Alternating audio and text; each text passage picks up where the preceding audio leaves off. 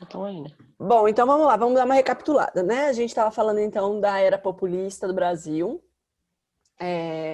E aí, eu falei para vocês assim, que o Dutra, né? Ele foi um presidente responsável por alinhar o Brasil ali mais aos Estados Unidos, teve essa postura.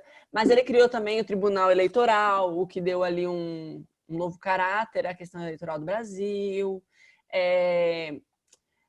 Também colocou ali o Partido Comunista na ilegalidade, também acho que isso eu nem falei para vocês, mas estou falando agora. Restringiu ele para poder ajudar ali o desenvolvimento industrial do Brasil, restringiu as importações, né? Definiu algumas restrições ali, especialmente em produtos do cotidiano. Aí eu falei que a inflação voltou a subir, lembram disso? Uhum.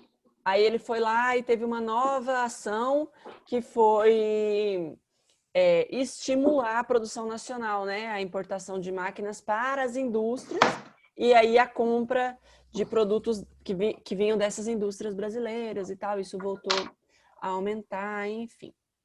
Aí falei para vocês que Getúlio Vargas, ele concorreu em 1950 e conseguiu vencer, né? Ele foi eleito de novo. Eu até falei que foi criada aquela marchinha, bota de volta no quadro, retrato do bom velhinho, que não sei o que, não sei o que, não sei o que, né? Então, quando Getúlio Vargas voltou ao poder, ele teve que lidar com uma nova situação. Aí eu estava comentando para vocês que essa nova situação dificultou muito a vida dele, porque na época de Guerra Fria, estava muito forte essa questão de direita, esquerda, comunista, capitalismo, né? Fazia sentido naquele momento que as pessoas estivessem com essas discussões muito presentes. E as ações do Getúlio Vargas durante o primeiro governo dele, não sei se vocês lembram bem, mas eram ações de ficar em cima do muro. Eu uso daqui, eu uso de lá, né? Eu vou argumentando com os dois lados, enfim. Isso não dava mais para fazer no momento de Guerra Fria. E pior, o populismo ele começa a ver uma dificuldade de lidar quando você atribui direitos, né, aumentar os direitos da classe trabalhadora pode prejudicar ou ser mais visto pela classe burguesa. E aí começa um choque de puxa daqui, puxa de lá. E isso fez com que o Getúlio Vargas ficasse um bom tempo bem sem poder agir com aquelas políticas que de fato ele agia antes, né, que eram as políticas para trabalhadores e tal. Mas ele precisou incentivar a industrialização, e isso, se tem um presidente que fez muito bem, foi o próprio Getúlio Vargas, né, gente? Getúlio Vargas trouxe ali várias forças nacionais que são hoje a maior riqueza do Brasil, né, até hoje, na verdade, como a Petrobras. A Petrobras, o pessoal fica falando muito da questão da Lava Jato, né? A Lava Jato recuperou ali uns 2 ou 3 bilhões. Isso, gente, não é sei lá, 1 sobre 10 do que vale a Petrobras. A Petrobras está avaliada em mais de 1 trilhão de reais. Né? Então, é a maior riqueza que o povo brasileiro tem. É a maior fonte do nosso PIB, o dinheiro que sai para a educação, que sai para a saúde e tal, vem do pré-sal, enfim. Então, a Petrobras, ela é uma das maiores riquezas nacionais e hoje ela, na verdade, uma parte dela é terceirizada, não, é privatizada, né? Então, ela tem uma porcentagem estatal e uma porcentagem privatizada.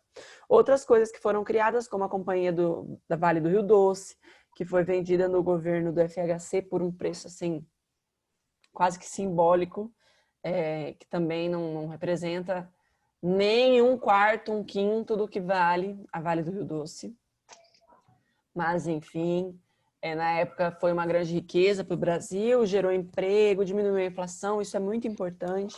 Getúlio também criou a Siderúrgica Nacional, criou a Telebrás, criou um monte de empresas, indústrias nacionais, justamente com o intuito de circular a economia, gerar emprego e tal. Então, é um dos presidentes que mais conseguiu industrializar o Brasil, isso é inegável, não dá para tirar esse mérito do Getúlio Vargas. Apesar de todas aquelas questões que a gente falou na época lá do Estado Novo, né, do alinhamento com o nazismo, ele teve uma outra postura em 1950. Ele foi bem diferente, né? Nesse momento da história. Pois bem, o problema é que ele estava lidando ali com aqueles que eu falei para vocês, os entreguistas, né? Que eram aqueles que queriam abrir as fronteiras para o exterior, especialmente para os Estados Unidos, e com o nacionalismo. Os nacionalistas, eles queriam valorização da indústria nacional e tal. Então, ele tinha que lidar com esses dois lados, além de ter que lidar com os lados da Guerra Fria, além de ter que lidar com o choque de classe. Então, Getúlio Vargas estava com uma certa dificuldade. Estava difícil para o Getúlio Vargas nessa época. E aí ele nomeou como ministro do Trabalho, estava falando isso para vocês na outra aula também, o João Goulart. Falei que o apelido dele é Jango, né? Porque lá em São Paulo a galera chama João de Jan, de Jão, e Jão, não sei se vocês já ouviram. E Gol de Goulart, então Jango, né? O João Goulart, ele era um super nacionalista com fortes tendências de esquerda. Aí que tem um probleminha para o Getúlio Vargas, porque o Getúlio Vargas nomeou ele, ele fez lá as contas, falou, olha, a inflação subiu, parará, subiu no governo Dutra, o salário real não foi aumentado, parará, parará. O salário real tem que ser um aumento de 100%. Quando ele propôs isso, os empresários do Brasil ficaram a Lucy crazy. Nem pensar que eu vou pagar o dobro do que eu estou pagando para o meu funcionário, isso é loucura, tira esse ministro. O povo já falou, ai, que bom, graças a Deus, a gente vai poder pagar nosso aluguel, vai poder se alimentar, sem precisar, né, enlouquecer no fim do mês, sem precisar vender a mãe para poder comprar janta, né? É uma expressão só, tá? Enfim. E aí Getúlio Vargas falou, meu Deus do céu, né? Como é que eu vou fazer aquela minha política de cima do muro agora? Mas ele bolou uma estratégia. Morreu. Ele conseguiu aumentar, ele dobrou o salário mínimo e demitiu o João Goulart. Então, ele conseguiu ali dar uma apaziguada. Só que tinha um repórter, um jornalista chamado Carlos Lacerda, que eu falei também na aula passada, e o Carlos Lacerda era o Crica. Nada era bom para o Carlos Lacerda. O Carlos Lacerda criticava os candidatos a presidente de esquerda, de direita, os que estavam no poder, todo mundo, nenhum ele gostava, né? E ele era um dos membros da UDN, que era um partido bem radical e tal. E aí ele ficou fazendo várias críticas ao Getúlio, né? Assemelhando o Getúlio àquele cara da ditadura, do Estado Novo e tudo mais. Quando menos se espera... Aqui, ó, outras coisas importantes também de destacar que o livro de vocês coloca aqui, ó, que o Vargas fez foi a criação do BNDE, que a gente ainda tem, e do CNPq, né, que a gente também ainda tem, que é a responsável pelas pesquisas nas universidades. Mas voltando. E aí Carlos Lacerda foi lá e criticou. Eis que não mais que de repente acontece um atentado, tentam dar um tiro, não acertam o Carlos Lacerda, mas ele fica bem ferido. Acertam, quer dizer, mas não acertam para matar. Acertam, mas não acertam para matar, é o que eu quis dizer. Atingem ele, se não me engano, na perna, uma coisa assim. O fato é que o cara que atirou no Carlos Lacerda foi preso. E aí, como eu estava falando, era o segurança pessoal do Getúlio Vargas. Então, as pessoas ligaram os pontos e atribuíram a culpa ali ao atentado ao Getúlio Vargas. E era mesmo? Não sabemos. Acreditamos que sim. Porque existem várias teorias conspiratórias que envolvem Getúlio Vargas, né? Mas a partir disso, as críticas pegam no Getúlio Vargas. A galera fica indignada, porque, acima de tudo, as pessoas não aceitariam voltar ao regime de ditadura naquele momento. Mais para frente, a gente vai ver que vai ter esse apoio, né? Como a história se repete, mas na época não aceitariam. E aí ele começa a sofrer muita pressão da mídia, pressão do povo, pressão da burguesia, de todos os lados, e ele não aguenta. E aí ele faz POC. Isso, ele se suicida, ele dá um tiro no coração no ano de 1954, deixando uma carta icônica com aquela frase de saio da vida para entrar na história. Eu acho uma frase forte pra caramba. E aí tem um monte de teoria que diz que Getúlio Vargas, na verdade, foi assassinado, foi não sei o quê. Nós não vamos ficar aqui batendo em teoria da conspiração, né? Porque se não existe prova, a gente tem uma certa dificuldade de poder falar sobre aquilo ali, né? O vice do Getúlio, Café Filho, assume o governo, né? Mas uma das maiores coisas que ele faz é organizar ali as eleições do ano seguinte, que são as eleições que vão colocar no poder o cara das avenidas, JK. Juscelino Kubitschek. Todas as cidades que eu conheço tem uma avenida que chama JK. Tem uma avenida Juscelino. Eu moro numa, inclusive. Pois é. Bizarrão, né? Eu morava em uma quando era novinha também. Tem JK aqui no centro também. Mas, enfim, JK, o cara das avenidas. Eu gosto de dizer que se o JK vivesse hoje, ele seria coaching. Já vou explicar por quê. Tá bom, vamos lá, agora desenvolva. Jogou essa aí, agora tá. Já vou explicar por quê. Vamos rapidinho aqui na página 153. Abri o livro ali, 153. Ali na 153 tem um trecho massa, um texto muito, muito massa, trabalhando a questão da Petrobras, que vai trabalhar ali de Getúlio a Dilma, Petrobras e golpe. É bem legal, a gente não vai fazer a leitura porque ele é um pouquinho comprido, mas seria bem interessante se vocês conseguissem dar uma lida. Isso pode criar bons diálogos para a gente conversar mais para frente, né? Se a gente conseguir chegar, acredito que sim, que a gente está bem no conteúdo, se a gente conseguir chegar no governo Dilma lá no final do ano. Tá? Como assim, prof? No conteúdo, galera. Nós não vamos voltar no passado, no conteúdo. Bom, na página 153 tem uma carta, né? Tem um link. Quem está no livro digital tem um link. Nesse link tem a carta do Getúlio Vargas. Nessa carta, ele fala até... deixa eu ver, eu vou compartilhar a tela com vocês. Para quem não está com o livro digital, né? Gente, esse livro digital. Tem 2 livros digitais que eu acho que são os melhores da escola de história, que é o do 8º e do 9º ano.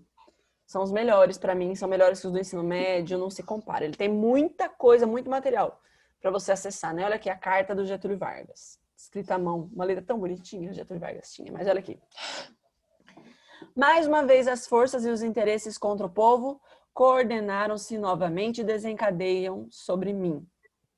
Não me acusam, me insultam, não me combatem, caluniam e não me dão direito de defesa. Precisam sufocar a minha voz e impedir a minha ação para que eu não continue a defender como sempre defendi o povo e principalmente os humildes. Vocês podem perceber que dramático é pouco. Dramático. Mas também eu acho que tinha razão para ser dramático, né, gente? Vamos lá. Ali, no caso, ele sofreu uma perseguição pesada mesmo, Getúlio Vargas, né? Só que a gente tem que lembrar que essa ideia de um salvador é uma ideia criada, é uma ideia construída. É lógico, gente, que o Getúlio Vargas vinha ali há 20, 30 anos tendo a imagem de Salvador construída no Brasil, desde 1930, né? Então, era uma imagem que, de fato, ele adotou, né?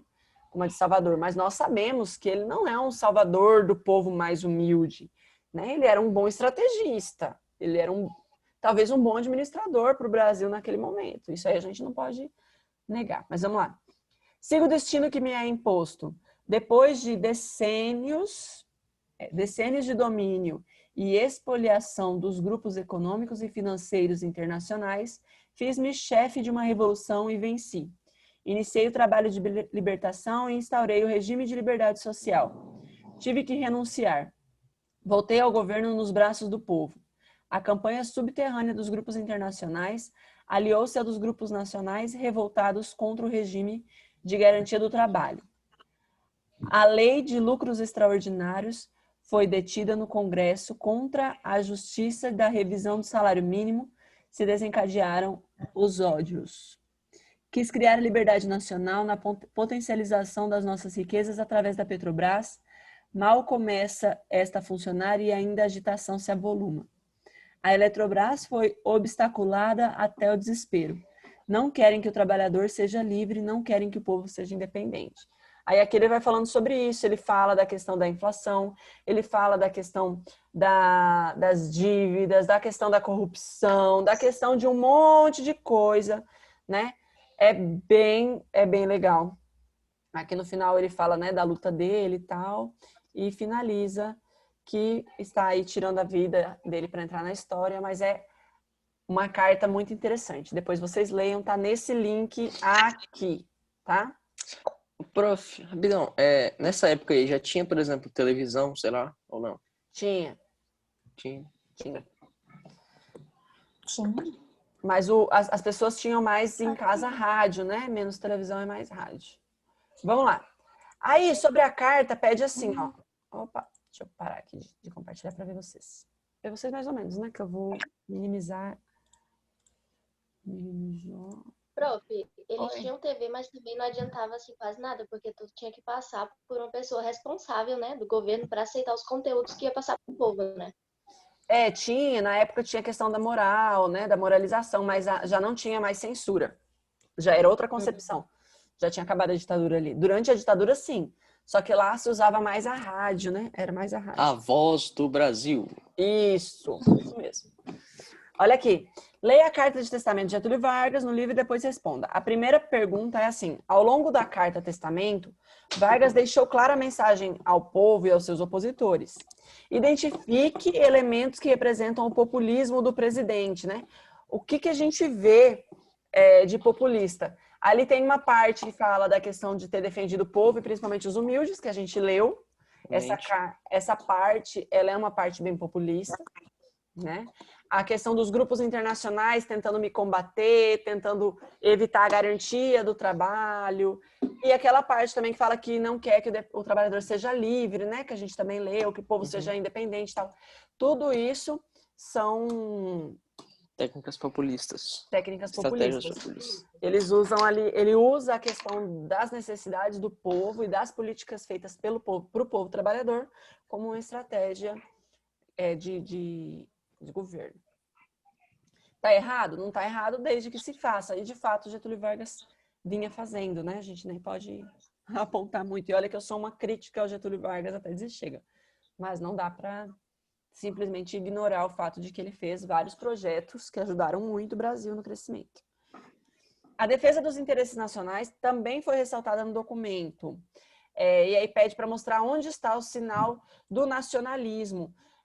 A gente vê ele quando ele fala da Petrobras, quando ele fala da Eletrobras, quando ele fala que lutou contra a expoliação do Brasil. Essas partes, elas mostram a questão do nacionalismo, né, das políticas montadas para a administração interna, para enriquecimento do próprio país. Então, dá para perceber ali também. Aí na 3 tem um trecho para a gente ler. Fala assim, ó, explique o trecho. Se as aves de rapina querem o sangue de alguém, querem continuar sugando o povo brasileiro, eu ofereço em holocausto a minha vida. Escolho este meio de estar sempre convosco. Quando vos humilharem, sentireis minha alma sofrendo ao vosso lado. O Moé tá pagando de Jesus aí, ó. Cara. Quando a fome bater à vossa porta, sentireis em vosso peito a energia para a luta por vós e vossos filhos. Pois Os papo. É bem isso, né? Ele vem com essa questão ideológica muito forte, que lembra quase que uma questão religiosa, né? Quase uma questão religiosa. Eu vou morrer, mas eu vou ficar aí do seu lado te ajudando na luta. É muito doido, né? Vocês acham que a partir disso aí, o Vargas, ele previa, ele imaginava um golpe contra o governo dele? Provavelmente com certeza, né? Provavelmente com bastante certeza, na verdade, né? Pelo período que o Brasil estava passando e pela toda a agitação popular, obviamente, poderia vir a acontecer. Isso, ele prevê, né? Ele já se preveniu, né? Isso. Se preveniu. Quando ele comenta ali, né, que não me combatem e caluniam, eles não me dão direito de defesa e tal, deixa bem claro o caminho que aquilo ali estava tomando. É exatamente assim que os golpes começam, né? Getúlio Vargas, ele tinha essa concepção, afinal de contas, ele mesmo tinha feito um golpe. Ele deu um golpe, né? Então... E, gente, é importante contextualizar que nessa mesma época, alguns problemas acontecem em alguns países aqui da América que começam a tentar se desvincular um pouquinho dos Estados Unidos, porque a Guerra Fria fez com que os Estados Unidos eles intervissem diretamente nesses países, né? Como o México, por exemplo. E o México, ele não faz uma revolução socialista nem nada disso, mas ele decide que, olha, é o seguinte, a gente precisa de uma certa liberdade, a gente não quer essa relação que está rolando, a gente não quer, por exemplo, que vocês acreditem que podem intervir na economia porque a gente tem uma dívida. Chega até o ponto do México falar assim, ó, a gente não vai pagar dívida nenhuma mais não, tá? Essa dívida sua aí, você vai fazer o quê? Vai bagunçar meu cabelo? Né? Nós não vamos pagar dívida nenhuma. Então, isso fez com que os Estados Unidos começassem a meter o bedelho com mais força nos outros países, com medo que isso acontecesse também. E a última pede se dá para saber qual arma se é possível dizer que Getúlio usou o seu suicídio como arma política. Sim, apesar de eu achar isso desnecessário, já que ele nem viu. Pois é. Então, bom. Gente, olha que louco. Não sei se vocês já ouviram essa expressão, mas quando a pessoa morre, muita gente esquece que ela fez coisa errada, ela vira um santo, né? Realmente. Então, o que aconteceu com Vargas? Ele deixou de ser odiado imediatamente. Ele virou tipo um herói. Driblou a oposição não falava mais mal dele, milhares de pessoas lamentavam, sentiam a morte como uma coisa muito pessoal. Então ele conseguiu, através dessa forma, fugir, uma forma um pouco radical, né? Mas ele fugiu de qualquer tipo de julgamento, que era o que o Vargas temia. O Vargas, ele era uma pessoa muito egocentrista, né? E causava muito sofrimento nele pensar no julgamento que ele iria ter. Bad vibes. Bom, mas após o Getúlio Vargas, vem talvez o segundo presidente dessa época, que é um famoso, que todo mundo conhece, né? Não é mais famoso que os presidentes que a gente tem agora por motivos óbvios, né? Os presidentes que a gente tem agora, a gente está conhecendo pessoalmente, a gente ouve, a gente vê, né? Mas quando você fala do passado, eu acho que esses dois são os que a gente mais sabe, né? Sempre que fala do passado, Getúlio Vargas e Juscelino Kubitschek são os presidentes que a gente lembra. Pelo menos eu era assim. Juscelino Kubitschek era arquiteto, uma coisa assim, né? Não, ele construiu Brasília, ele contratou um arquiteto para isso. Ah, tá. Eu Quem acho que era? Nossa, mas perdi aqui. Foi com o Niemeyer, não sei porquê. Foi Niemeyer que montou ali Brasília, mas vamos falar sobre isso. Juscelino Kubitschek tinha uma campanha, que aí vem a ideia do coaching que eu falei para vocês. Vamos nos desenvolver 50 anos em 5 com os nossos planos de metas. Quais são as metas? Vamos organizar as metas. Vamos lá. Não, agora coaching. eu tô com uma esperança nele. Vamos lá. Não vai meter igual a Dilma lá, a gente vai fazer a meta para depois dobrar a meta, mas a gente não vai colocar uma meta. Vamos dobrar a meta quando chegar na meta, né? Vamos deixar a meta em aberto.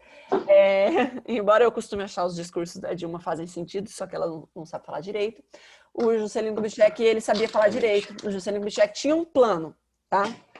Só que o plano não vai ser bem cumprido, mas eu vou explicar isso para vocês. Não acredito que não hoje, porque pelo visto na sala já está acabando. Mas olha só. O JK, do dia que ele foi eleito, ele já começou a ter um monte de problema referente à Guerra Fria. Por quê? Assim como Getúlio Vargas, assim como os que viriam depois, ele tinha uma tendência política inclinada para a esquerda. Gente, quando eu falo isso, eu não estou falando que eles eram comunistas. Eu estou dizendo que eles viam uma política de valorização nacionalista, de o Estado participar da economia, até porque o processo, igual eu falei já para vocês, o processo capitalista do Brasil não poderia ser igual ao dos Estados Unidos. Nós éramos um país rural. Quem tinha grana para investir em indústria? O governo. Infelizmente, era só o governo naquele momento. Ou então abrir as portas para a indústria estrangeira, o que não seria bom para a economia nacional. Então, o JK, o Getúlio Vargas, eles eram caras que defendiam o capitalismo, mas numa tendência de esquerda, algo que ainda era muito novo na época. As pessoas elas não conseguiam criar um vínculo, uma ideia de que era possível ser capitalista de esquerda, que era possível ser comunista de direita, social-democrata de direita, né? Que envolve também teorias do socialismo. Então isso era algo muito novo, assim. Eles são nomes de uma política diferente para a época.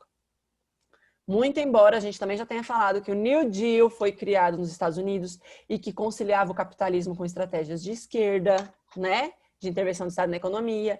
O próprio socialismo do Lenin, ele era um socialismo que tinha participação capitalista de pequenas e médias indústrias, de pequenas e médias comércio, né? Enfim, então já existia a prática disso nos maiores nomes da época, né, da oposição ali, direita e esquerda, capitalismo e socialismo, mas os países periféricos, eles não tinham essa concepção, não.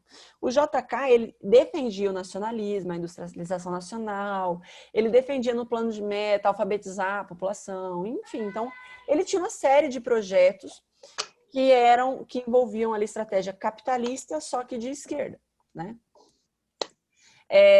Pois bem, por que eu tô falando que ele teve problema desde o início? Porque desde o início eles tentam impedir a posse do JK. É organizado ali naquela eleição, na vitória do JK, é organizada uma eleição de... Uma organização... Ai, tô falando tudo embolado. O Exército se organiza uma estratégia de intervenção para não permitir que o JK assuma, né? Por quê? Porque acreditava que ele era um comunista. Ah, Por causa dessas políticas de esquerda. Só que o próprio exército, ele começa a se desarranjar ali dentro. Porque alguns membros do exército, eles eram extremamente constitucionalistas. Então, eles defendiam a ideia de que, não, o cara foi eleito. Se o cara foi eleito, o cara tem que assumir. Ponto. Não tem esse negócio de, ai, mas eu não concordo. Mas o povo concorda, acabou. Então, o exército começa a se desarticular. Não é à toa que um dos grandes chefes do exército dá um golpe preventivo, por assim dizer. Ou seja, ele separa a galera que estava organizando, né? Ele vai lá e fala, olha, aqui o Álvaro e o Carlos estão organizando, então, Álvaro, tem uma missão para você lá no Rio Grande Lá no do Iraque, Norte. some. E Carlos tem uma missão para você lá na Amazônia. Tchau, vai cada um para um canto. Então, eles desarticulam as forças que estavam liderando o movimento, dando um chamado golpe preventivo, né? Que não chegou a ser um golpe. Mas isso para permitir o JK assumir. O JK não é besta nem nada. Ele era um cara extremamente inteligente. Então, ele chama esse general, que era o general Lott, para ser um dos seus ministros, né? Ministro de guerra, se não me engano, e tal. Então, ele é chamado para dentro do governo. Uma das coisas que causou essa visão do JK foi, adivinha, Carlos Lacerda. Carlos Lacerda, que era um jornalista, representante da UDN, que ficava acusando o JK de ser um cara que incitava greve, que ia fazer uma república sindicalista, que quem ia mandar os trabalhadores e não sei o quê. Enfim. Não, mas qual é o papo desse cara? Não era ele que tinha essas ideias também? E toma tiro do mano e depois você volta. Na verdade, ele era totalmente a favor da burguesia, né? E para ele, todo mundo que estava fazendo algum projeto para trabalhador estava indo contra a burguesia. A lógica dele era essa. Só que na época... Mas peraí, professor, agora não foi ele que subiu o salário lá da... Não, foi o João Goulart. João Goulart, não Carlos Lacerda. Carlos Lacerda é o Eu tava pensando em jornalista. Carlos Lacerda é o jornalista. Entendeu? Bom, enfim. Temos pouco tempo, eu vou explicar para vocês uma tarefinha de casa, tá bom? Eu quero que vocês pesquisem o que foi o plano de metas e quais metas o JK alcançou, tá? É só isso. Vocês vão mostrar para mim na tela, assim, igual tarefinha normal, tá? Tarefa. pra aula que vem, né, prof? Isso. Bom.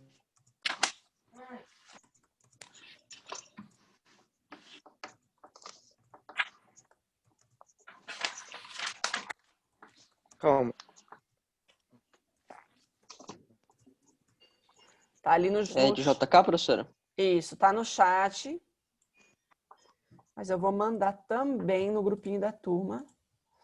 Nono A. Já tô aqui, tarefa de casa.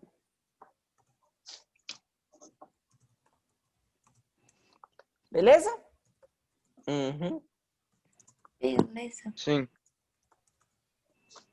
Anotaram na agenda? Anotem na agenda. Ó a minha agenda aqui, professor. Hã? Ó a minha agenda aqui. Eu vou pegar minha agenda de verdade, isso aqui já não tá dando mais, não. Eu deixo ele aqui em cima, ó. Eu tenho uma prateleirazinha aqui, eu deixo aqui, olha. Aqui, tá. Mas tá feio demais já. Prático. Amores, então nosso tempo acho que acabou, né? Bom, acho que sim. 8h49 já acabou, já tem outra aula. Beijão.